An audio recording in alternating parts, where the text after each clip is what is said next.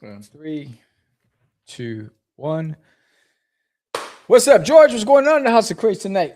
In the House of Craze tonight, it is week 2 of the Cosmic Wars Kickstarter. We're going to be talking a little bit more about that, and I have a little surprise for Sam. He has no idea what it is. So, snaps.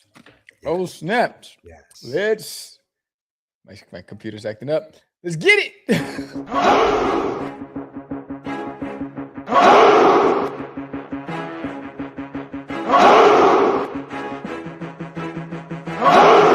We are the only show for independents all around, giving you a platform to spread your word all over town. Cast the Craze is the place to promote to your fans with the dream of Medina and Sam the Crazy Man. Subscribe to our show and never miss an episode. It's time to get your mans, listen to us on the go. Updated every week, we never miss a day. Join the squad, come on in. It's time to catch the Craze. If you are an independent, catch the Craze. Making moves on your own, catch the Craze. On your grind in the streets, catch the Craze. Join the movement, catch the Craze.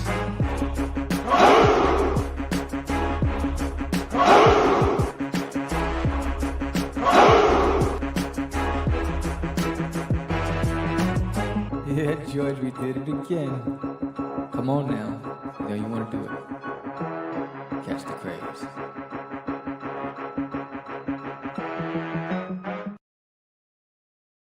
Welcome to Catch the Craze podcast. I'm your host with the most, Sam the Crazy Man, Vera, and I am with George, the Dreamer Medina. What's happening, everyone?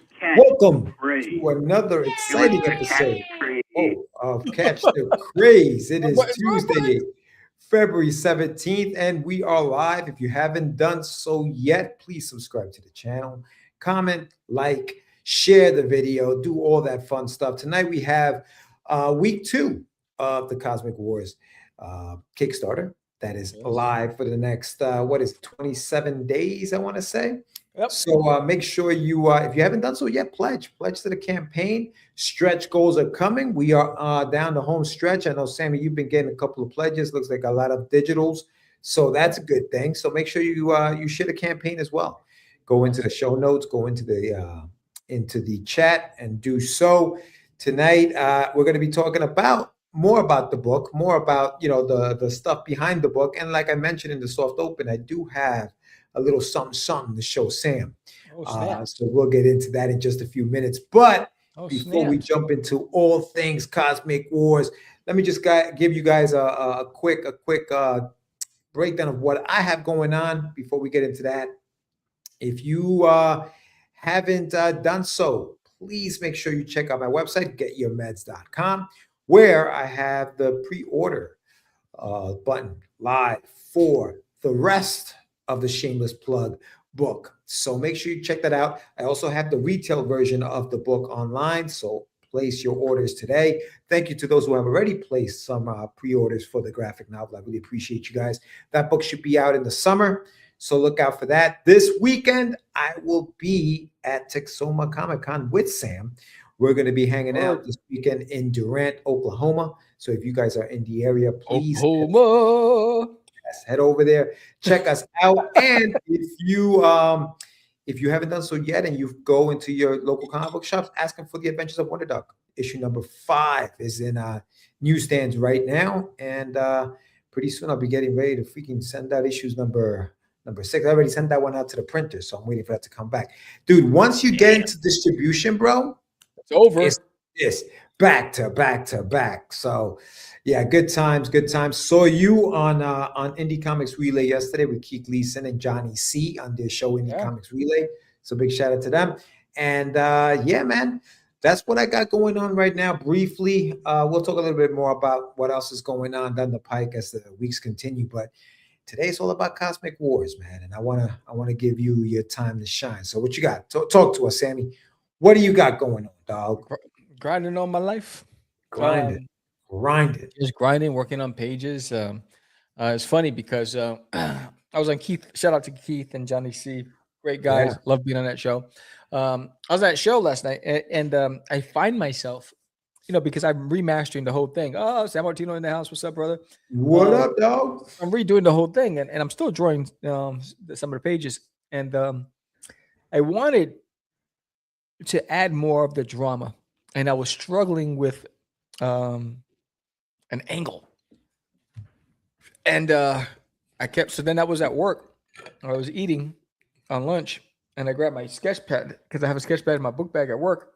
And I wanted, and I'm going to work on it on a live feed because I already conceptualized it, on paper. I wanted a really dramatic scene where Gorf is dealing with the Crimson, and you'll see what I mean when I go live this week when I do the live stream. The angle was what I was struggling with, and I'm just having fun because I'm really pushing the limits of, for me and for the series, and trying to make it so much fun, just from the action sequences, and the story. It's true to the story the way I wrote it. I added some elements to the story. I over embellished on some of the characters and some of the drama and stuff like that. But I'm just having fun, bro. It's that's the biggest thing. It's that's all I think about, though. I think more about the page layouts and the design than I do of the campaign, because because the campaign, when you get it in your hands, I'm hoping that you are the benefactor of the work that I'm putting into it. I really want to entertain you. I really want you to enjoy it. And so I'm really putting a lot of thought into all the design aspects, and it's pretty cool. I have a lot of flats. I got a lot of flat pages that I have to go and finish rendering because I just drop the flats and I move on to the next page. Okay. A bunch of pages are just flatted, and I'll get to them later when I start coloring and finishing them up. I did a lot of the finished stuff for promotions and for the Kickstarter to have sample displays, but most of the pages right now are in flat mode. I was gonna ask you about, because I know you're mentioning you're doing a lot of work on the pages from when you had the book, and you produced this book and published this book back in 2003 or 4? 2004, I think. Yeah. And so I was going to ask you about that, because if you would give me the full screen, please, Sam. Do I have to give it to you? Yeah, give me the full screen. Put me on the full screen. The full screen. Duh. Oopsies. All right. So, Sam, I was digging through the crates. Oh, snaps. And I found something. Issue 0. Wow. I found the original.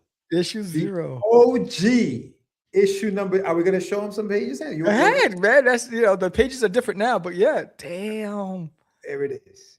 Look at the detail inside. It's glossy, bro. Look at the glossiness. Look at the gloss, bro. Now this is before there was print on demand. Remember, this is the guy. We knew this guy. Yeah, we folded and stapled. We stapled those bad boys. Yeah. Check that out. Which side would you choose? In 2004, the line is drawn. All right. Wow. Look at some of the stuff inside the book. The battle has begun. Damn. Right? Look at us. Big Apple Comic Con. Look at that. Was at the Chicago. Wizard World Chicago. Chicago. You know what I'm saying? Look at this. Look at the guys. Look at us. Wow. We had that. What else we have in here? We had, you always be promoting. ABC. Oh, the Kiss books. Oogly Booglies. Always. Andy. Yeah. You got that in there. What else we got? Oh, do you remember this? You remember Wizzy. Oh, the trading cards. Remember the CosmicWars website was legit. Yo, look at this. This is a blast from the past right here, bro. Bro. You have the original Rust 5377. Dysfunctional ninjas. Oh, snaps. All right. Let's see. What? We have more promotion. The war begins. Wow. Some character designs. All right. Shit. This was issue 0, bro. This was issue 0. This is issue 0 from 2003. Wow. 2003. So I found this downstairs, bro, and I was like, yo, I gotta show Sam Cosmic Wars, the Athenian star. There it is. Sam Wow. didn't even. That was all Photoshop. All right, crazy comics. Yeah, man. All right, this is the best. So yeah, man, it was a nice little blast from the past, bro. I was like, yo, My cheeks check hurt, bro. out the book. Check out the book. Yeah. So So what San Martino asks, is that the one? No, the one on eBay is issue number 1. And it's on Walmart.com for $104, bro. Yeah. This one, I don't know. This one I'm gonna have to get signed when I go to Texoma by Sam Rivera. Yeah, you know what? You know what's funny? I've had this book, and it wasn't like in a bag or anything. And look at the spine, like That's still, mint, it's in, bro. It's in mint condition, dude. Yeah, like man. it's really in good shape. This That's Zarkinar with the Zembiat Z12 and Zanzarax on the cover. Okay. Yeah, the effects, the see-through, what you call it? The see-through bubbles. Yes. Yeah, word balloons. Balloons. Yes. It was that kind of party back then, man. Look at this. Look at that, bro. Look at the you were talking about the what, Bevel and Boss? Yeah, yeah, man. Hardcore, baby. Yeah, man. Hardcore. Yeah. Yes. I was a Bevel and Boss king, bro. And this is why CGC it. Word, Mariano. Good idea. Good idea. I'm about to send that.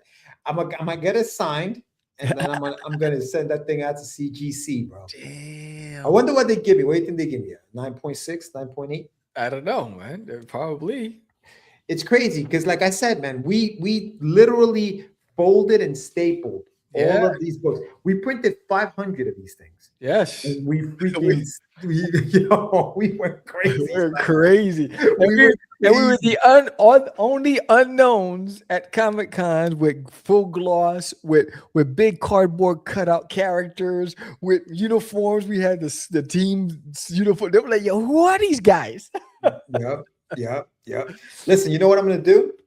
If we reach $5,000 on the campaign, we're gonna raffle this bad boy off. Oh wow, yeah. Wow, I'm gonna have Sam sign it. Okay. If we reach $5,000 on this campaign, there you go. Somebody can walk away with an original. This is the original issue 0. Nice. Of Cosmic Wars. All right. Nice. And I'm willing to part ways, but only if we reach the 5K mark. All right. Nice. So I'm gonna get it signed by Sam. Now I gotta go and dig in the archives, bro, because I know issue number 1 is somewhere in a box and digging in the crates. I gotta find it for next week's show. I'm hoping I can find another issue, man. I don't know, but yeah, dude, that it was kind of cool to see it because I was cleaning out some boxes and then I was like, oh shoot, what is this? What is this? I saw the top, the Cosmic Wars, and I was like, wow. Now the evolution of the logo, right? Like this was the logo back in 03. That was the logo has significantly changed. Yes. Hold that up. Hold that logo up, right? So so when I redid the look, because the Cosmic Wars, I wanted a universe behind it, right? So I wanted the word and then with the universe.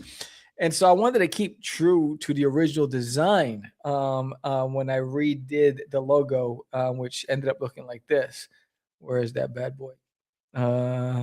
Which is right here on the right. So I have like the solar system behind the words.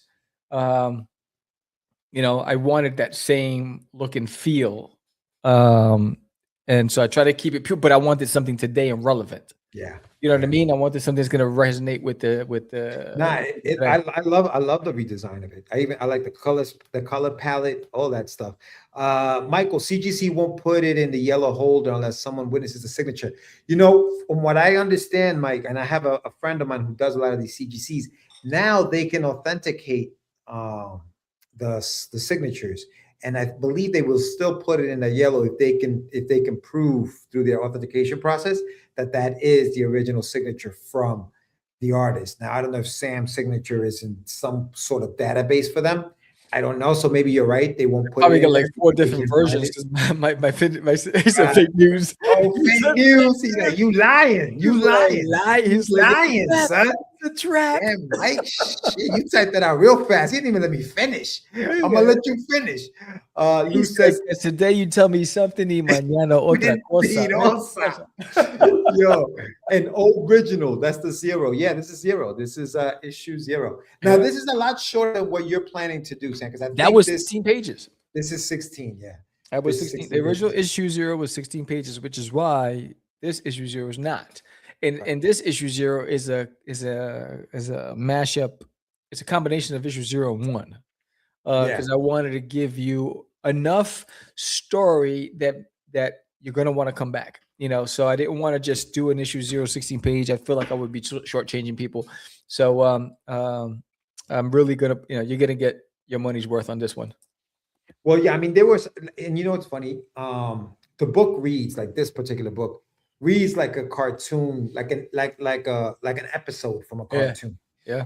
Like you have your transitions. It starts off with the big battle that you talked about. Here's that scene that you've shown. I think it's on the campaign. Yeah. You redid this whole scene. Yes. Where he's walking out. Right there. Yeah. So I think you've redone that. Yeah. And there's a lot of story. I think that, I don't know how much of it you've added to the story now, because I feel like there are things in here that you could have beefed up a little more. I did. You did, yeah. Okay, good, yeah. Because I mean, it's a quick read, and it's not a bad read. I mean, not at all, but it's just a quick read. And I'm like, yo, he probably could have added more here or whatever. But yeah, it's funny because I found a review from Pop Matters, and I'm just going to take a second just to read some of what they wrote. This is back then for Cosmic Wars, and I gotta zoom in because of my eyes. I don't have my peguelos with me. But it says oftentimes I'm reading a comic in preparation for a review. I try to find the larger significance. The comic is more than just a story. It's an act of reading, disseminating the information, and identifying subtext.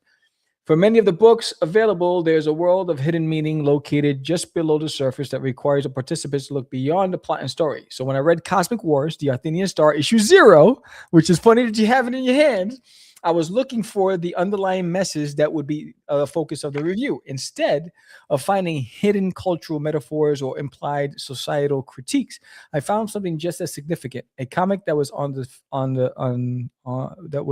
face, entertaining, and fun to read. Cosmic Wars 0 is a prologue to a larger, more complex story. It is a tale of a galaxy filled with heroes and villains, monsters and warriors. The lines that divide the two are clear. Heroes speak of duty and obligation, and the villain sits on a throne and talks in the third person. Issue 0 begins with the destruction of the Kingdom of Crystallia. I'm not going to give you some of the stuff, whatever. But the book is a combination of epic premises and simple execution. This is not a criticism. This is actually a sign of the book's strength. The creator is establishing a fantasy universe filled with interesting characters and species in the midst of a galactic war. Whereas some creators create their own worlds as a vehicle to make a point, Cosmic Wars invites the reader to explore this universe just for the act of exploring. So that's just part of what I read. When I read that, I was like, wow, that was pretty awesome. I was really digging it. But Cosmic Wars, man, it is pure today to the original story that when I created it back then, when I wrote when I produced the comic back then. It's just, I went in and to your point, I pulled out more substance and more history and story to the introduction, and to really bring you into that world. In fact, there's a lot more time spent with Gorf on that planet with the ice creatures. There's more drama played up there. There's a lot of things happening on the back end. So you're going to see. So that's what I've been spending a lot of my time, like the scene that I posted this morning. I posted some flats this morning. There's a scene where Gorf is sitting there. He has a speeder on the side. He's by a fire. He's by a little campfire in the winter, and there's a big ice monster behind him, and he's trying to figure out what he's going to do. So I'm really exploring that world and all the nuances to it when I tell this story. What I'm looking forward to actually is hoping, and we can talk about this after, because I don't want to spoil it, but after we get off, but I hope that you're exploring more of because part of the story is a fallen hero, right? Yeah. And Gorf is this fallen hero Yep. who blames himself for a lot of the downfall, right? Yes. Of what happened in that war and his king and how he lost his king. It's all his fault. And I'm hoping that we see more of that in this version of the story. Because in this version, because it was 16 pages, because it was shorter, you don't dive too much into it. It's something that, you know, it's told that it happens, but and I'll leave it at that because I don't want to spoil too much. But you said it's the story of this guy who's a fallen hero. He feels like it was his fault that what happened to the king or whatever. And Princess Reina goes out to find him. Now, in this book, we only get to the part where she's going to look for him. Yes. And that's the cliffhanger. That's it. It ends. It sounds like we've gone into the world of where he is now before he's found. The way I tackled this book, and again, anybody who backs is going to be the benefactor, because I don't know where it's going to end with the page count. It's going to be, it might be more than I expected, right? Because I'm really, because every time, because I have both issues 0 and 1, right? And I looked at it and I dissected it and I started closing the gaps between the plot.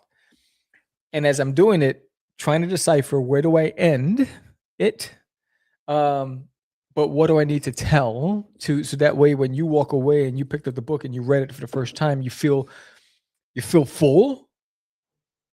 But it's like eating Chinese food. You always feel so hungry afterwards, right? I want to fill your belly, but I want you to want more, right? So that's what I'm working towards with it. And I'm really, I'm introducing characters in a way that makes sense, not just for the sake of introducing them, right? So because there's a lot of subplots, there's a lot of things going on. There's Zarkinar and there's the pirate scourge, but there's a conflict there because pirates are not loyal to each other. So there's conflict there. So he's dealing with that. Then you have Lord Evil and his empire and what he wants. And then, then you have the conflict between Captain M3 and Gorf. And then you have the princess who's trying to prove herself and that no one respects, right? And she's trying to figure this out and rule and protect her kingdom. And then you got Zap, who wants to be like Gorf, right? And, he'll risk everything and anything because Gorf is his hero. And so there's a lot of elements. You got Professor Ramses and Zanzarax. They're brothers, but they're both on opposing sides. So there's a lot of feud within feuds. And so weaving it in a way that makes sense where you get a taste, but not too much, but enough that you go, okay, I want to know more. But I don't think that it's possible to put all of that in one. No, it isn't. But they're all introduced. So that's fine. But I guess what I'm saying is, you talk about page count and how am I going to fit? Yeah. To me, it's a matter of like, okay, what is this story? What is this story going to tell? What is this version of the story is going to tell? At this point, and I say that because in this book, in 16 pages, much to what this person was talking about in the review, you do leave enough for us to. None of that is in here. I don't know that they're brothers. I know that Captain M3 and he's got not necessarily a beef, but he's just like, yo, why are we gonna look for this guy? What is the problem? That's all I know about that. I don't know how deep that beef is. You know what I'm saying? I know that. So all of that stuff is not in there. It doesn't need to be, because that is what's going to leave you wanting more. You want to find out more about this. And I know that, and I fear, this is why I say this, because I fear that you're worried about, I don't know how much of this stuff I'm going to be able to finish. So I want to give you as much as possible. And I don't want that. I want more. No. I want more. Do you have any idea of how many issues and how long the stories? It's a series. It's a series. So there's no end game right now. It's just gonna let it go where it goes. It's not like Duty, because I knew Duty was gonna be 10 issues, right? And I paced it out to be 10 issues. Well, Designated My Toilet, not Duty, because Duty spins off into other stories. But Designated Toilet was 10. Forbidden was 6 issues, right? Collected into one big graphic novel. I knew that, but Gorf is an ongoing series, and it has enough depth and enough reach for me to go on and do it as long as humanly possible. And I think that that's one of those things with all of our stories, I think, is in these, we take on these big stories, and I think that it's daunting, man, to finish them. It really is, dude. Don't hold back, Joe. So I guess for me, the way I structure stories is I always think of the beginning, middle, and end of, even if it's just that arc, even if I'm just giving you an arc, right? Like, so for example, the Athenian Star. Correct me if I'm wrong, but the way that I look at this is the Athenian Star is the arc. That is the story that you're telling in whatever amount of issues is going to take to tell, right? Once that arc is done, then you can obviously go into more adventures of Cosmic Wars. But, and I'll ask you this, does it end with the Athenian Star? In other words, does Cosmic Wars ends once we find out what happens with the Athenian Star? No. So as I'm saying, so to me, that's the end game. That's where we find out, okay, how many stories do I have to tell you what that is? The Athenian Star, it's like the Force, right? You know, it's like the Force of Star Wars, right? It's like you possess it, you have control, right? It's like the dark side, the bright side, but it's just stars. The star possesses a lot of power. So there's always going to be eternal conflict over protecting it. It gets passed down for generations, the whole bit. It's just the players change, right? The players change, the story changes, you know, the motivations change throughout the journey. But in this generation, it's Gorf's story. And his connection to the star and the cosmos and the kingdom of Crystallia. And so with that comes the stories within the story. Okay, so does that mean that that can go for 50 issues, that can go for 100 issues, that can go for 10 issues, like, or is it a thing of like, okay, the Athenian Star, okay, they're searching for it, they're looking for whatever it is. I don't know what it is, and I'm not gonna. I don't know. If they are looking for it though, are you writing to until they find it, or are you know what I'm saying? That I guess that's what my question is. What's Daphne's question? Daphne's question is it at least broken up into story arcs? I think that's what we're talking about. I've been wondering if indie audiences have less patience for long-going series than shorter bites. And I agree with Daphne. I agree with her. I think that as indies, we don't have the bandwidth to create these epic stories that go on for so many issues. You understand what I'm saying? Like, it's almost like we have to kind of like figure out what our stories are and tell that story. No, I haven't. It's figured out. It's how many pages I want to put in this introduction. It's not the story that's the problem. The story is written, and it's what I want to introduce into this as I'm introducing it to a new audience to give them enough to want more than 16 pages. But everything is in bites, so in beats, right? So I have beats and everything. So it's like film and like music, right? So you have the intro, you have right before the hook, you have the chorus, you got the hook, you got so all of it's there. It's just for this introduction, I was combining 0 and 1, but there were things in 1 I didn't want in it. So I introduced something new. Yeah. And it's just the page count because some pages call for like a double page spread, right? And so that means I still got to finish telling that story because I need more panels. So then I move it over, right? So that's basically what it is. There'll be 300 issues of Spawn, but a 10-issue indie is too much commitment. Yeah. Yeah, it's funny. And I hear the things in society that take place, right? And we've all heard those things. I think for me, wherever it goes, I'm going to tell the story that my heart and my gut tells me to tell, not following a specific pattern of behavior or norms in society. I'm just going to tell the story, right? And those who want to come along and enjoy the story, that more the merrier. That's awesome. But there's a story that I'm telling, and I'm not going, because when I start thinking about society, then I start changing the DNA of the story to try to fit and conform. And I've never been a conformist. So for me, it's like, no, I'm going to tell this story that's been with me my entire life, the way that I want to tell it. And hopefully people come along. And if they don't have the bandwidth, they don't have the bandwidth. But I think not everybody loves Star Wars. You got Trekkie fans that prefer Star Trek over Star Wars. Not everyone's going to like it, but at least I'm fulfilled because I was able to tell a story I wanted to tell.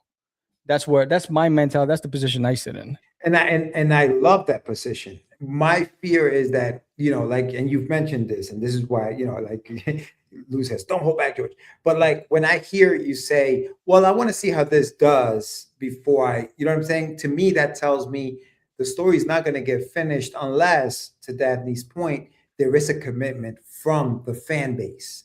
And if there is no commitment, then there is no more story because the commitment is gone. So you're no longer writing the story for you, or you're no longer writing the story to finish it, but to see if there is some kind of interest in it. And I don't think we should write like that. I don't think indie should write for that. You understand what I'm saying? No, like, it's written. It isn't ready for it. It's the reality of financial. I think the reality is financial. It's 100%. Like, am I going to invest in something that there's no market for, or I'm going to move on to something else because I have several IPs that I'm working on, right? So for me, it's like, all right, now, mind you, I have nothing but high expectations for this, right? I love it. I'm having my heart's in it, and the reader, you're gonna feel it because you're gonna see it. Because so I'm not worried about that. But the reality is life, right? The reality is you can't put all your eggs in one basket. You have to have a backup plan. And for me, it's like, if this isn't working, what else do I have in my arsenal? And then do I shift focuses and say, let me finish this, and then see how this does. That's just real expectations. No, 100%. But I also think that that's why we should we should tell stories in a way where we can finish the story. You understand what I'm saying? Where we're not committing ourselves to, 10 issues, 15 issues. We're saying, okay, you know what? I'm going to tell the story in 140 pages because that's what I can do right now. I'm going to tell that story.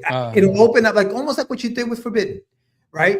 Forbidden is what? How many? 180 or almost 200 pages, right? Mm-hmm. You told that story. More stories can be told. But that story's told. That story's finished. You scratch that itch, right? Same thing with something like Cosmic Wars. You tell a story that's maybe 150 pages or whatever, because that's the arc, that's the Athenian star. And now you scratch that itch. And if there's a demand, you can say, oh, you know what? I'm gonna do more of these stories. But you know what's funny that you say that when I think about like Forbidden, I feel like because I try to fit it in that box, that I rushed it. Like I could have added more pages, no more story to it. Like I feel like I shortchanged Forbidden, in my opinion. When I read it myself, I'm like, man, I could have just told that story. Why didn't I add that to this? Right? You look back on it, right? And so I think I don't want to do that. So I'm just gonna let it naturally flow where it goes. And I think that's where I am with Cosmic Wars, because like I put Forbidden in a box and said I'm going to do it at this. I put Disney in my toilet in a box and said I'm going to do it at this. With Cosmic Wars, I'm not putting it in a box. I'm going to let it play out and see what happens. And I'm just going to ride that wave, right? And it's like Point Break, Keanu Reeves. Give me a surfboard and let me just take that next biggest wave and see where it goes. I don't know where it's going to go, but I know I love to surf. So I love to draw and write Cosmic Wars. I'm not putting it in any category. I'm just going to just create and see what happens. So Elliot, what up? Elliot, what up? It's the emotional safety of knowing what you get, what you're getting 300 issues into Spawn versus the new emotional commitment it takes to invest in a new indie story. Tale as old as time, sadly. We have high expectations too, Sam. And right, some people like Star Wars and others like Star Trek, and that's when the fight started. Man. Yeah, it's like, and I was a fan of Star Trek. I mean, I grew up with my family. We all watched Star Trek I don't know what day it came on, and we watched it every night. But I also love Star Wars, right? But and if I had to pick between the two, I'll always pick Star Wars over Star Trek. And that's a good point by Daphne. That's why I'm doing a novelization for my series, so I can write all the scenes I couldn't fit into the original 16 issues. And I think that that's smart because, dude, you're never gonna finish the story if you look at it as I'm just gonna see where it goes. You're not gonna. It's impossible, dude. We're not gonna. It's impossible. There's just not enough time. Like you know how long it takes to draw, color, and do all of it. And anybody who's done forever. So that's what I'm saying. That's why I'm not saying shortchange the story. I'm not saying short. Listen, I wrote 8 issues of Wonder Duck, and that particular saga took 8 issues to tell. That's the saga I told, and I told it in 8 issues, right? I can write more adventures of Wonder Duck because it's the adventures of Wonder Duck, so I can keep writing more adventures of Wonder Duck. but I knew that that's what I wanted to tell. We're always going to go back to our stories, bro, and be like, damn, I could have done that. Damn, I could have done that. Everybody does it. I'm sure George Lucas looks at Star Wars and say, I should have done more. I should have done more with that. I shouldn't have done that. You know what I'm saying? Like you see it even in the sequel. Like when it turned out that Princess Leia and Luke were brother and sister. He didn't have that planned. It just happened. He was like, oh shoot, they made out. Ugh, that's weird. But they're brothers and sisters. That tells a better story. So like, I think that, and I'm saying this because I'm a fan of Cosmic Wars, and I do want to see it get to where I know you want to get it to. It just it takes a while, man. It takes a while. It does, and the reality is there are arcs, but for this issue that we're talking about, it's giving it enough of an intro, closing the gap on between issue 0 and 1, and then omitting things that I didn't want in this introduction, and then adding things to close the gap on some of the things that I felt like I had holes in. So that's all it is. Yeah. That's why I don't know. I haven't landed on, because every time I start with a page and I got 4 or 5 panels, right? But then I was like, no, I can tell this scene in a bigger way. And then I take up a freaking, and then I'm like, oh, but I still got to finish this part, right? So that's what's happening. That's where I'm at.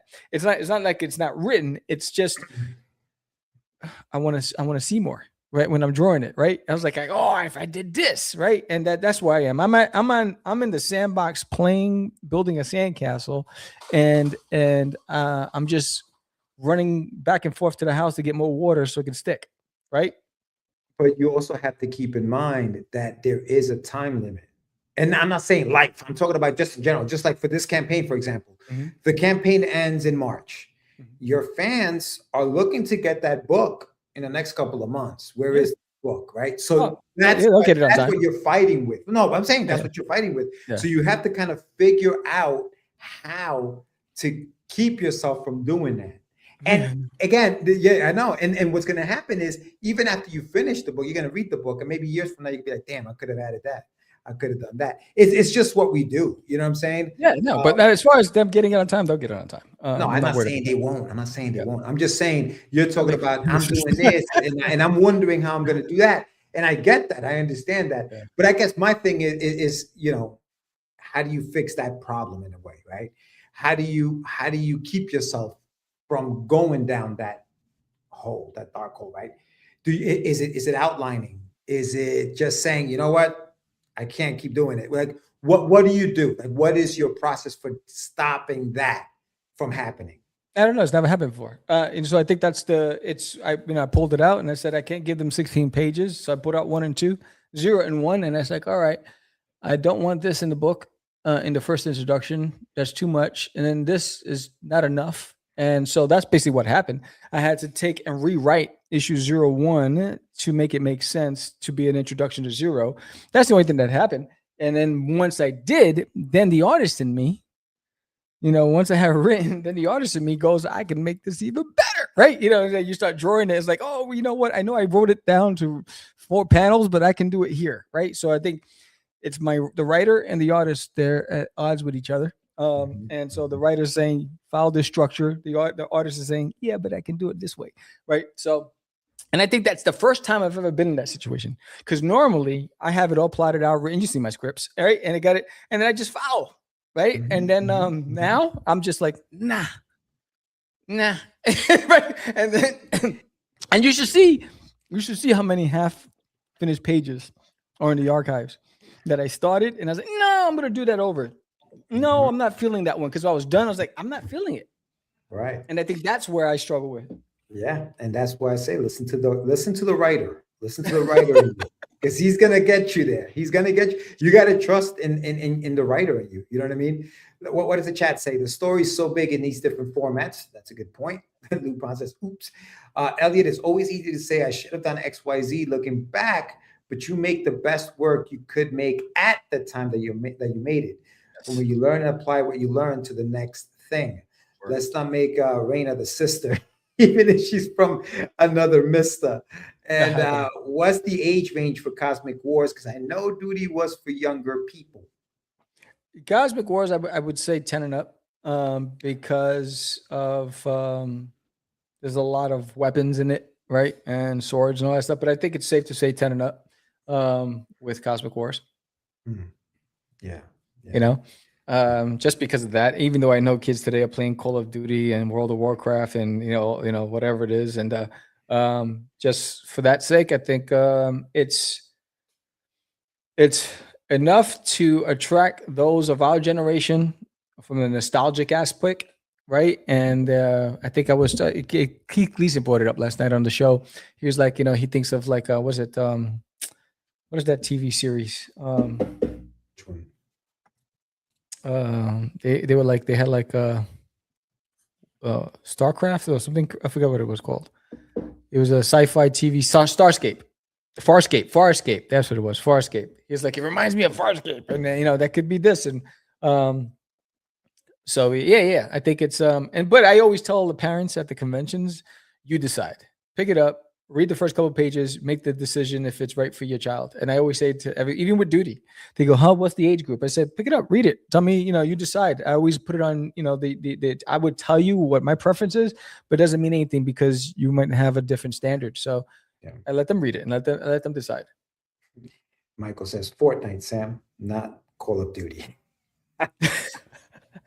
Things change. Things don't change. What, they don't have SWAT anymore? Remember SWAT? What happened to Frogger? What was that one with was it Max Payne? Remember Max Payne? Max Payne. I used to play Max Payne on the PC. Oh my God. That was the bomb. Man. Hey, listen, for those who are watching, if this is your first time watching Catch the Craze, we do this every week. Normally we have a guest and we talk to indie creators about their process, what they're doing. This particular show is a show about Cosmic Wars, which is a title that Sam created back when you were 12 years old, and the Kickstarter is live right now. I think, do you have it in the chat, Sam? You put the thing in the chat yet? The link, I have to put the link in the chat. Damn, son, the link will be in the I'm chat. losing it. If you haven't done so and you're waiting, don't wait. Yes, right. We are 12 backers away from the next raffle. We have a raffle tonight. We have a raffle tonight. For every 20 backers, we have a raffle. And if you pledge during this live stream, I have a special incentive for you. So you'll only find out if you pledge. Put a comment in the chat if you pledge during this live stream, and there's a gift for you. But we're going to be raffling a silver foil pack of duty trading cards tonight for the raffle winner. So for all you duty fans out there, tonight's raffle winner will get that as well. So, and also remember, all backers, all physical backers get the actual sticker. This sticker right here, Cosmic Guardian, Defender of Freedom. So every physical backer will get this, and all $25 backers and up will get this trading card as well. So there's a lot of free stuff, man. It's a lot of free stuff. And I just stumbled upon this bad boy here, which is the original issue number 0, printed and published way back in 2003. Look at the glossy pages inside. This book is 23 years old, and look at the condition of this thing. Yeah. So what we're gonna do is I'm gonna get it signed by Sam this weekend when I see him at Texoma Comic-Con. But if we reach $5,000 on this campaign, we're gonna raffle this bad boy off to a lucky pledger. So pledge, tell a friend, share it, do all that fun stuff. This is a one of a kind, because I don't know how many of these you still have, Sam. I don't know what we did with these things. I gotta go look. I think I have issue 1 in the bagged and boarded, still in the box.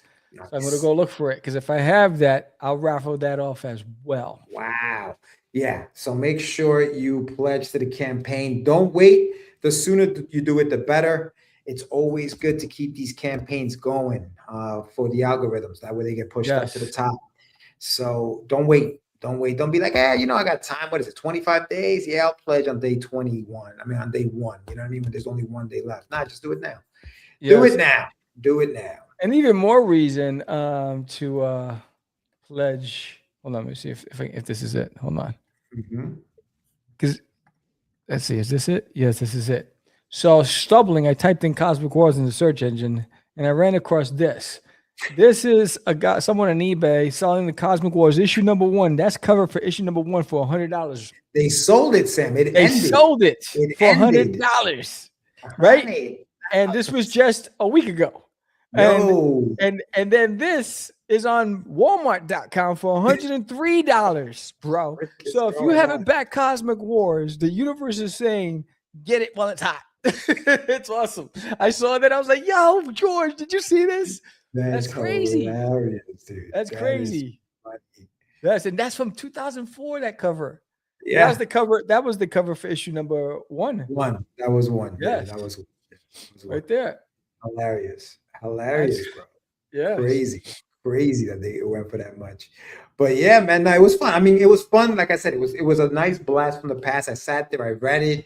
I was like, oh man, this is fun. It was a fun read. It was a quick read. Again, 16 pages compared to what you're doing now. But you know, it was one of those things where like you do want to read more. You do want to find out what happens with the characters. And you know, it was cool. Silver Surfer vibes. But yeah, so Sam, for those who don't know, tell them what the story is about. What is Cosmic Wars? Cosmic Wars basically centers around the Arthenian star. That is the nucleus in the heart of the entire universe. And the sole protector of the Arthenian star is Gorf, Cosmic Gorf. He's a protector. And so there was a great battle, and King Nectar, which Gorf was sworn to protect, who was the king of Crystallia, fell in the great battle, but Gorf blames himself because he didn't make it on time to save him. So Gorf went into exile. And because he felt like a failure, he felt like he let everybody down. Doesn't realize by going into exile, he just put everybody at risk, right? So now with Gorf out of the way, and King Nectar falling, the princess, by proxy, assumes the throne.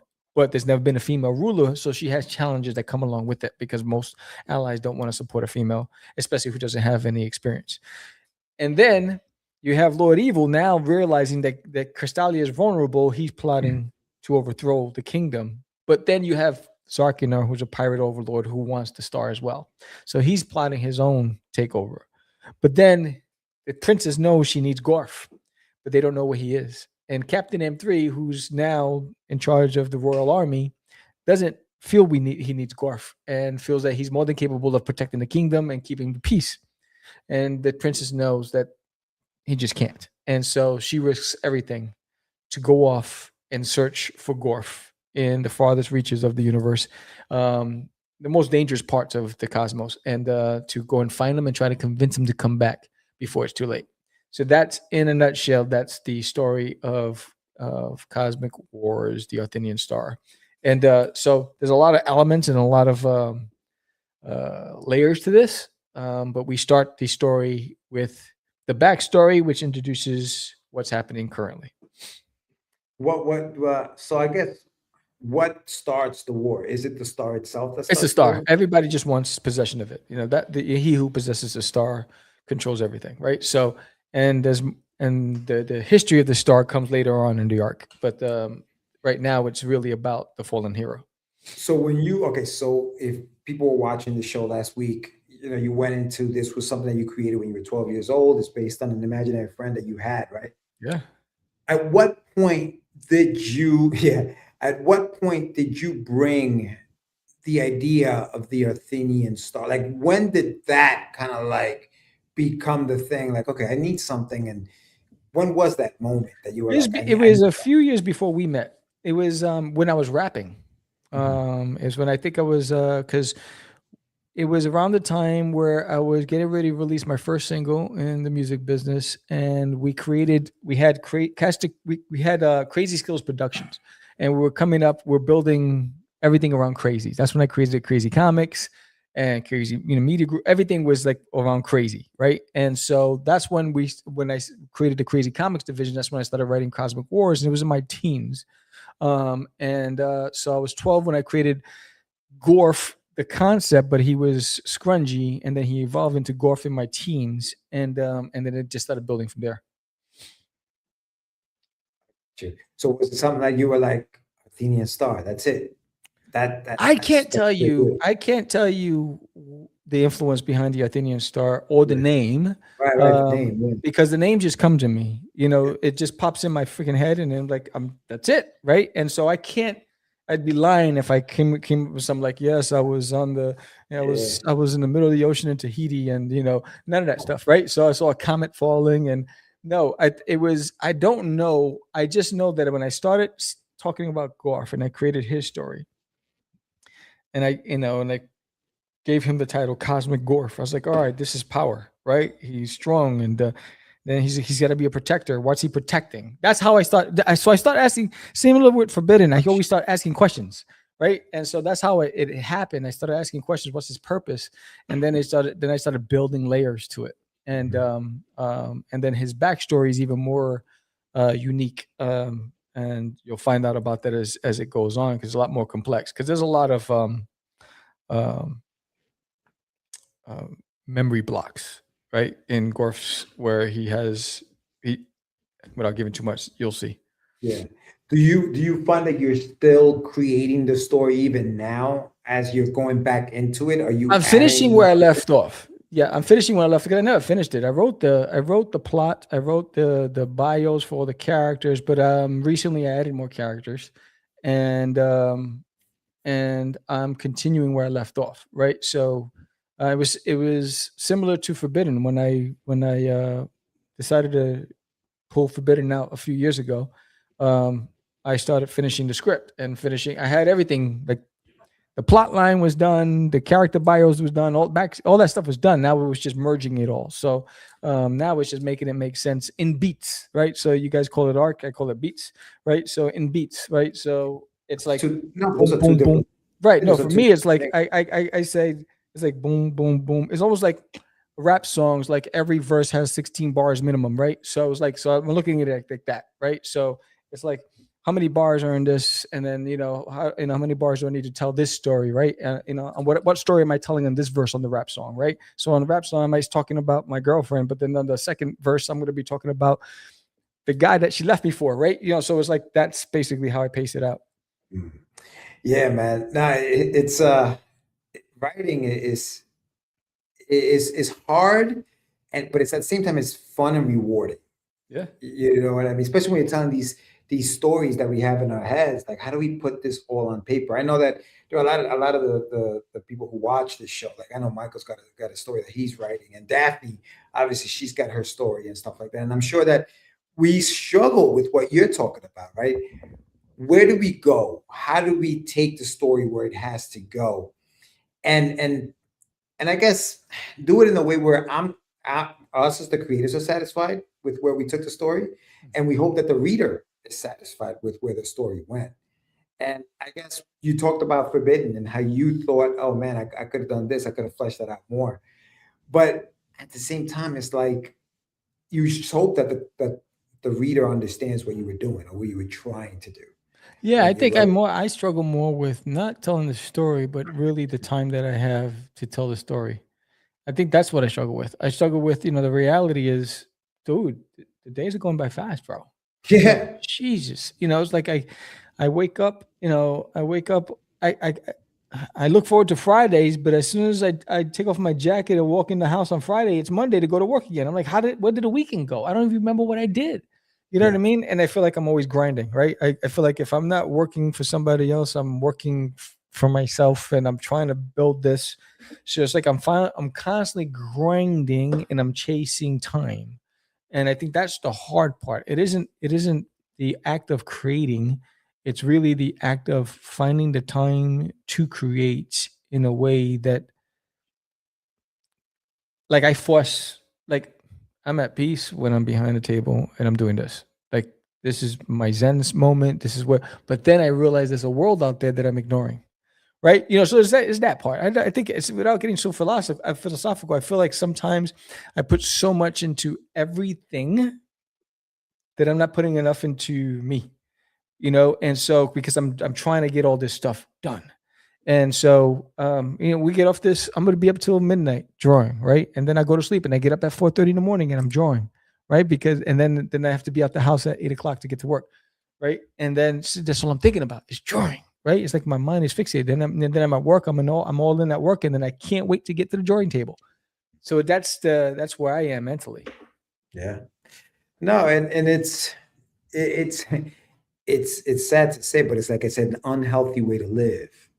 It's great. It is, Because but it's like then I don't want. Yeah, I think we struggle with what ifs. yeah, no, for sure, 100%. Like, Yeah. and that's the thing. It is. Unfortunately, it is an unhealthy way to live, but it's the only way we know how Yeah. to get this stuff done. Yeah. Right? Because what's the other option? So you hire an artist, right? What happens when you hire an artist? Now you're at the mercy of that. Not only that artist finishing it, but also, can I pay this artist the amount of money that this artist is worth, or what they charge, or whatever it is? So now you're at the mercy of that. And so that's what I'm saying, creating these comics, especially for us at this level, where we don't have a team, where we don't have a company or a corporation that's funding all this stuff. It's tough, man. It's tough. And that's what we have to choose, how much story we're going to write, or how much story we're going to put together, because we may not be able to finish it. It's one of the reasons why I decided not to do a lot of conventions this year. Yeah. Because I want to get more content done. Right. Yeah. So it's like, instead of working on trying to be at these shows, promoting these shows, packing and traveling and all this other stuff, I can be focused on just producing and creating my content. Right. Because, this year I want to put out 3 issues, right? 3 books. Right. So if I do conventions, I'm only doing 2. Right. So because, one gives, all that stuff takes a lot of time. So I think that's one of the reasons why it's like, what, I'm doing these 2 comics shows, I'm doing the book signing, and then I'm taking the summer off, and then probably do one thing in the fall. But that's all I'm focused on right now, because I just want to create. And so it's like, for me, it's like, as soon as this is done, I'm finishing issue number 8 for Disney in My Toilet, because it's half done, right? So I can get that out there. And then the good thing is that it's half done. By the time I launch that Kickstarter, it'll be 100% done. And then, I can either continue with Cosmic or work on issue 9, right? That's where I am, because I can only pick one, right? So I was like, which one I'm going to pick before the year's up. Yeah. That's what grinding is all about, sis Mariano. You're right, dude. You're but right. I do have a raffle that I want to. Yes. Great. But before we do the raffle, I'll play the promo to remind everybody that there is a Kickstarter. Is this the one? I hope this is the right one. Let me see. Hold on. Let me get rid of this. Delete. Open. Let me add this file. Hold on.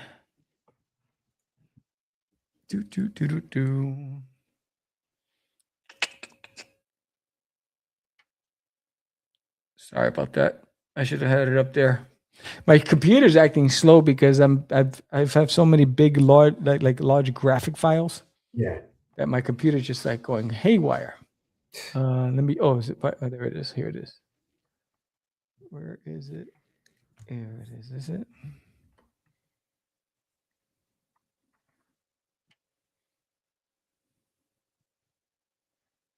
No, that's not it. Get out of here. Oh, jeez. Let me go to downloads.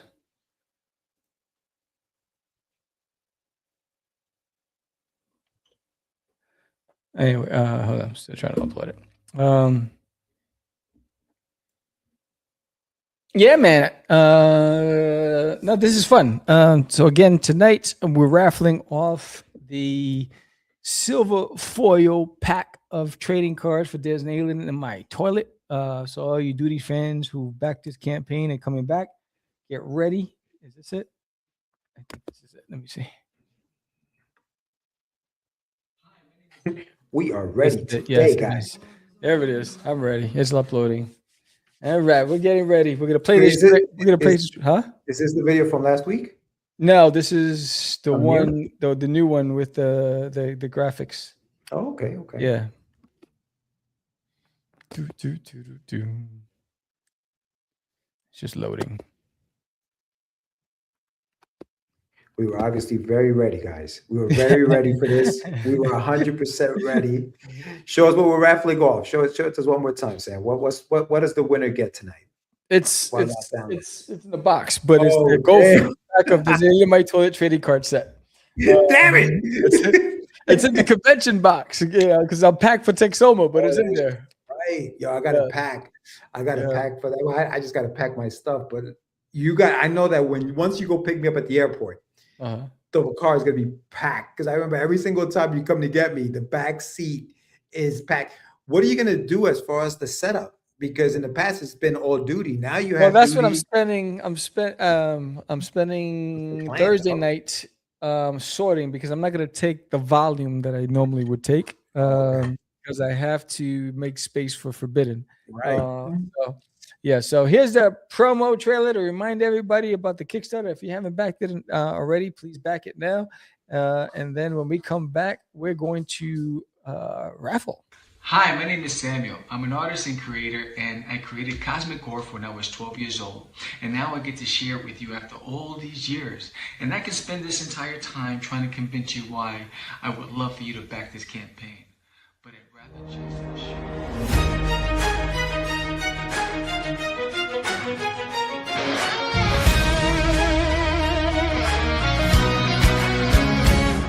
In the shadows of the cosmos, a war is on the rise. A pirate with a broken heart, with treachery is his disguise. Zarkina betrayed his brother for power and for gold. With the whispers of the art, the neon star, legends left untold.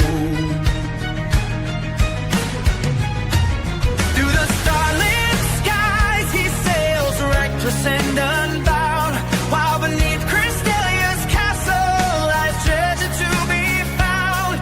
But Gorf, the protector, stands tall in his fight, with armor forged in honor and strength that burns so bright.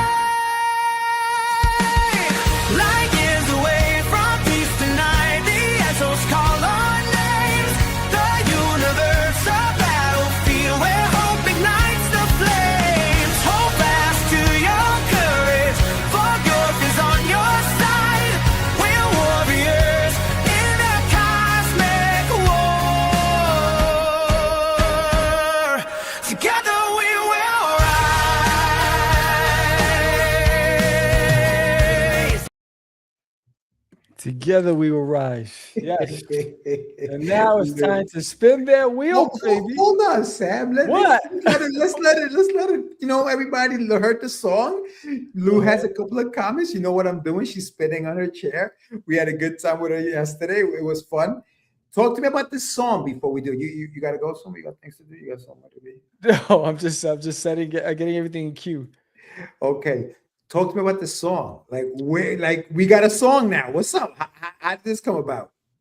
Well, first of all, you know that music and me and art has been hand in hand since I was a kid, and so I knew I grew up with DuckTales. I grew up with I mean, you had the Gummy Bears, the best theme songs ever, right? Pokemon had one of the best theme songs ever, and so I have to have a theme song. So I wrote the lyrics and I paid for an account and I uploaded it and I put the format. I structured it. I wanted rock, country. I wanted rock and like pop rock. And then I gave examples. I said I want it to be similar to these songs and blah blah blah. And then after a few versions, because that was like the 7th version. Really? Yeah. After a few, it's a test and try. This was the final product, and it was exactly what I wanted. And I'm not that youngin' anymore that I can just set up a studio and just go in it myself right now. So, but yeah, I wanted a theme song, and it everything about dude. I sing that song in the car. I sing this song in the shower. You loved it. She goes, I was surprised I didn't pull a muscle. Mariano says he's ready for an animation. You know what I mean? Yeah, man. Come on, dog. Yeah. And it's one of those things, like, one of the things I learned when I did Licensing Expo. Yeah. You got to come with the complete package in order for them to want to take a look at it and determine whether or not they want to invest in you. So I'm trying to put together enough material to show them the range a product could be in, and then hopefully, because my end game is really to get it animated or and a toy line. I just don't have the bandwidth or the finances to do it myself. Yeah. But yeah, man, I mean, I think that it's in my head all day, bro. It's like I love it. I mean, I love Pokemon. I mean, I think for an entire year I used to sing the Pokemon song every damn day because I was so hooked to it. That's how I feel about this song. I got you, man. I got you. Nah, good stuff, dude. Good stuff. Lou loves it. You know she does. We had her on the show there last week, and she was dancing away, bro. Her dances were dope. It was hilarious. All right. Sorry. All right, now. Stop acting up. Now we're gonna spin that wheel. Yes. Let's do it. Let's spin that wheel. All right. Round and round we go. Where we stop, nobody knows. This one is for the silver foil pack of trading cards with duty in it. And this is for backer number, is it 20? 20. Number 20. 20. All right. Now we go find out who 20 is. If you don't know who you are, give me a second. I'll find out. Let's see. 20. And remember, we're 12 backers away from the next raffle. If I can get my mouse to work. There it is. Excuse me. Hiccups. Lou wants to see the aardvark. The aardvark. Backer number 20 is, where are you? Backers. Oh, God. Oh, sorry. Backer. Oh, there is no backer 20. I got to do it all over again. Oh, man. There is no I think backer 20 was the one that canceled their pledge. Ooh. Yeah. See what happens when you cancel a pledge? Yes. She said, the Polaroids. Yes. They're coming. We're going to do it again. We're going to spin that one more time. Grab his focus. He can only handle one thing at a time, Lou. He can only handle one thing at a time. Let's stop acting up. All right. We're going to let's see. But you know what? Somebody gets to win. Hello. Nah, let's go. Let's do it again. Can I get rid of 20? Hold on. There you go. All right. Spin. Round and round. Oh, shit. Sorry. It's spinning. I'm going to have to. Jesus Christ. All right. It just spin. And 16. All right. 16. All right. Let's see. Who's the winner? Who's 16? How come you guys don't know what number you are? All right. Let's see. Oh, guess who it is? Who's it is? Jay Salazar.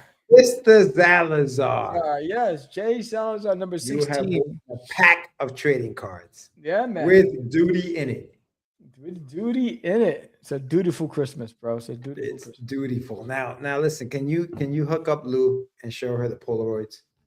The Polaroids. She wants to see CosmicWars.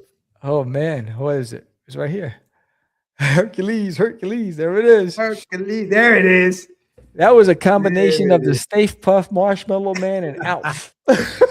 Bro, 12 years old, you out here putting these things together. I'm also creating fake backdrops. Look at that. Look at the details. So. Oh, word. You had the freaking, what is it? Some planets back there? Oh, yes.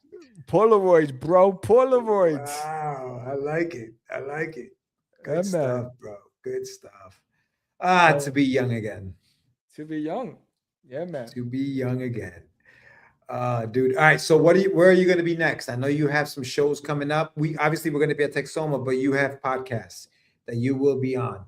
Yeah, I'm going to be on Story Comics podcast. I'm going to be at Ralphie's podcast, which is Apple Bites. I'm going to be on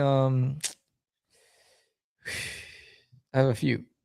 I'm going to return to the madness. I have one I just secured. I forgot the name of it. Because I just secured it. Let me see, where is it?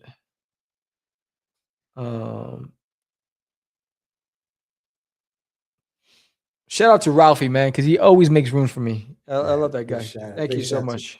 Mr. Tavares. Comics for All. So I'll be on Comics for All. Yes, I'll be on Comics for All podcast on March 1st.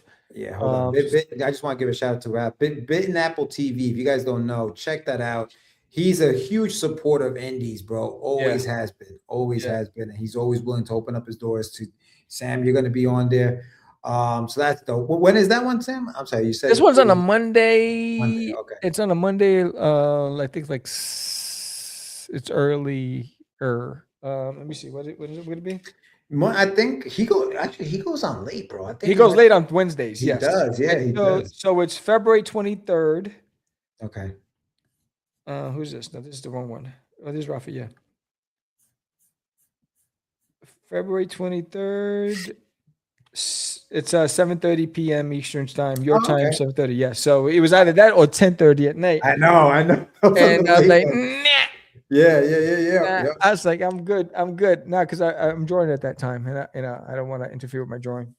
No, I hear you, dog. I hear you. But good stuff, man. Good stuff. This is gonna be it'll be fun to see what you guys chat about. I know. Lou's hilarious. Let's be real. Not all of us put our dreams into clay and Polaroids. Well played, Sam. Well played.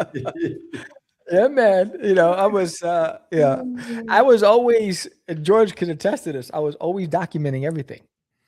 Yeah. Right? Even with the early days of Crazy Comics, I'm out there. I mean, look at this photo, bro. When we were out in what was it? Was that Chicago or Philly? I think it was Chicago. It might have been Philly. It was Wizard World. I know it was one of the Wizard Worlds. Yes. It was one of the Wizard Worlds. It was one of the Wizard Worlds. It could have been Philly, because that could have been the Turner one. Yeah. Michael Turner. I was watching an interview that they did with Mark Silvestri. He has a great story about Michael Turner, right? He says that Michael Turner went to his offices to show him his portfolio. Right? Yeah, he wasn't good enough. And he said, dude, he go, I can say this now. It was the worst portfolio I've ever seen. It was the worst. But he was such a nice guy and he liked them. He just liked them, right? So he said, listen, do me a favor, go over there, sit down, draw me a building. Yeah.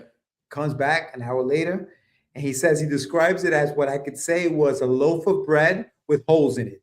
That's what this freaking building looked like. He was like, how do I tell this kid he sucks? But Michael Turner was so positive and so like nice that he was like, he pulled out a book from his shelf. It was like the skyline of New York City. Said, okay, I'm gonna give you one more shot here. Draw this building. Use this reference and draw this building in New York City. Goes out of it. Michael Turner comes back with the drawing, looks at it, and Mike Silvestri's like, it was the best building he had ever seen. He was like, why didn't you, like, where did this come from? Why didn't you do this before? He's like, because nobody ever told me to use reference. And that's all he really needed was just reference. Yeah. From that on, he became Michael Turner, and it was a wrap. Like so much so that when I submitted my portfolio to Topical, they sent me photocopies of Michael Turner's artwork and said, if it doesn't look like this, don't go. Damn, son. Wow. You see how we're all linked? Let me show you a little reference, buddy. Yeah. I said, why did you take me under your wing like you did him, sucker? Damn, son. Wow, that's crazy. But I think it was interesting. And Michael Turner was awesome, bro. Like I remember, it was fantastic. Fathom, Aspen.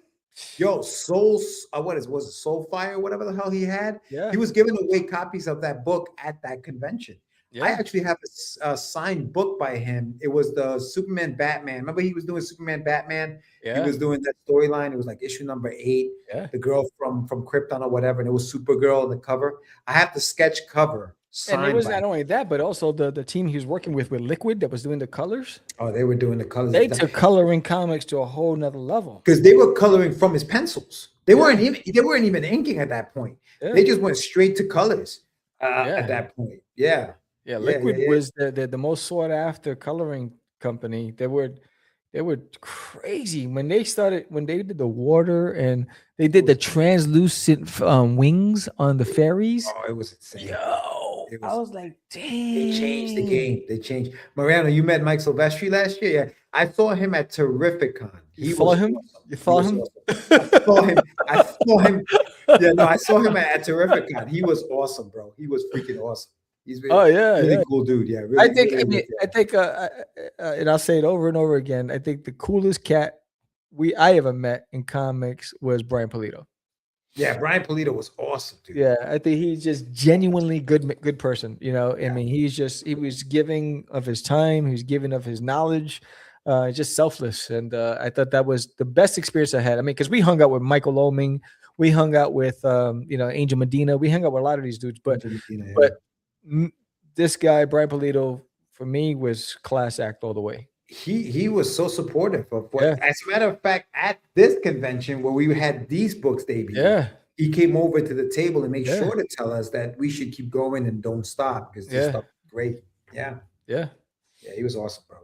Those are good times. Those are, yeah. It's funny how, when you look back, it feels like it's a memory, bro. If we didn't have these archives and we didn't have these things to it's like, it's not even that. I'm going to start posting, like, we're working with Tracy Alfred, right? A fantastic animator, right? And so those days, he and I met in college, and we were digital media majors, and he was creating CosmicWars 3D animation for me. Yeah. And so I'm going to be posting that the next few days on my YouTube channel and on social media. Some of the things like he would have all the dozens and dozens and hundreds of characters in the background, the army. Yeah, that was there it is. Let me see. Put that up in the big screen. That was at Gibbs. Yeah, man. Look at that. That's I had my gallery. They had a gallery for me. Yep. Yeah. Yep. They had a gallery. Like at me and Jonathan. Yeah, man. Damn. Wizzy. Look at the Wizzy. functional ninjas up in there. There's functional ninjas up in there. CosmicWars on the wall. Yeah. Yeah, it was cool stuff. Man. That was right before Duty took over, because when Duty was born, everything dropped. It was a wrap. Cosmic got dropped, Forbidden got dropped, everything got dropped. Get your aardvark looking ass out of here. Get your ass Duty, out of here, bro. Duty took over. It was crazy. It was nuts. But he was a brand new toy, right? He was the G.I. Joe with the Kung Fu grip. It was no longer the other G.I. Joes, right? I was like, yo, I'm gonna play with this all night. It's awesome. Yeah. No, I know. Man, those are memories, bro. It's funny. Well, listen, next week we'll be back with another episode of Catch the Craze. We'll be fresh from Texoma Comic-Con. We'll have a little recap on the convention. See how we got a dance off with Lori Calcaterra and George Medina. That's gonna be dope. I'm gonna film that. That's a rumor. Rumor. Man. You gotta set it off. She's ready to battle you, bro, in the parking lot. Yeah, she's ready. And now we'll have Dan Price there as a witness. Yo. See, Sam, this is the problem. You're the hip hop head. Oh, wait. Arelis is gonna be there too. Yeah, it's gonna be there. You were the rapper. All right. You were the hip hop star. I think you should be battling. I'll beatbox. Nah, don't give me that beatbox stuff. You told me you used to do the Backstreet. No, not the Backstreet Boys. It was the New Kids on the Block dance moves. Oh. You gotta hit us The with that right stuff. You gotta hit us. First with some of that time stuff. was a great time. Bro, Second time was a blast. Don't sleep on Lori's dance skills, bro. Don't sleep on them. Don't sleep on them. Nah, she's good. But we'll be there. It'll be fun. Dan Price will be there. Big shout out to she should have been one of those what is it, a rocket? She got those high kicks. Yeah. You just need a chair, George. That's it, Lou. That's it. I need a chair. I need a swivel chair. I need one of those swivel chairs. Yeah, wear your jacket. He's gonna be there. Yo, it's gonna be warm, bro. It's gonna be like 60 degrees out there. It's gonna be nice. Word. Yeah, it's gonna be nice weather. It's gonna be Svedaveda. We gotta figure out what's out, what movie's out on Friday night. There's a movie. There's a movie out. I forgot what it was. Just came. It's with what's his name? Hemsworth. Oh, okay, yeah. I know. Is it Hemsworth? Yeah, it's like some sort of assassin movie or something. Yeah. I know what you're talking about. That's out. We'll check that. Yeah, I think that was what I saw that was out. I was trying to find. I was like, there's no superhero movies out right now. Nah, there's nothing. No Bad Boys number 40. Nah. It's a wrap for that. Shack it weather. Yep, wear that shacket. Shack it, baby. Because you gotta have faith. The faith. I gotta have faith, baby. Yo, what movie is it? I'm trying to see what movie. Is it Crime 101? Is it? I think it's Cry Me a River. Is that what it is? No, I don't know what Cry it is. Me a River. Yeah, no. So we'll be back next week, guys. Hopefully, we'll be back with another raffle. So make sure you tell a friend.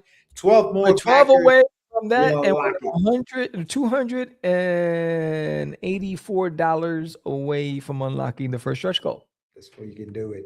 And don't forget, if we reach 5K, this bad boy will find a new home. Sam's gonna sign it for me this weekend, and we're gonna raffle this bad boy off at $5,000. Yeah, man. I'm telling you, it's going. Just look at eBay at Walmart.com, bro. You can flip it. You can flip it. Can I flip it? Yes, you can.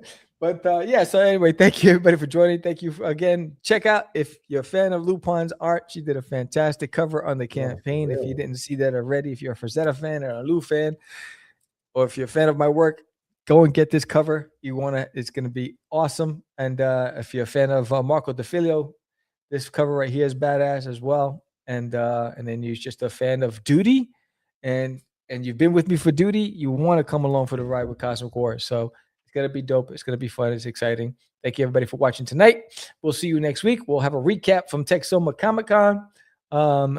With that said, AMC and the Crazy Man Vera. George, the Dreamer Medina. And we are... Crazy. No, it's about my friend Acquis. Say my name, right? This is what you were thinking? Oh, my God. He described me. He said, I'm the... What? Catch the Craze. You're listening to Catch the Craze. You're listening to Catch the Craze. Catch the Craze.